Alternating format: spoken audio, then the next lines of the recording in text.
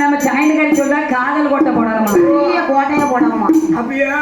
போடணுமா ஓட்டை போடணும் ஓட்டை கோட்டை ஓட்டை போடணும்னா அம்மைக்கு அடிச்சுக்குவான் கதானே கேட்டேன் இவ்வளவு வயசுக்கு பிறகு கொடுத்துக்காரதும் காதல் கோட்டை போடணும்னு ஆசை வரத்தான் செய்யும் பரவாயில்ல என்ன ரொம்ப ஆசைப்படாத ரொம்ப ஆசைப்பட்டேன்னா மோசம் போயிடும் அம்மா 8 பேர்களும் கோட்டை போட வேண்டும் என்று சொல்லி நம்ம கோட்டையில ஆண்டவன் பகவானை வந்து அமர்ந்திருக்க வேண்டும்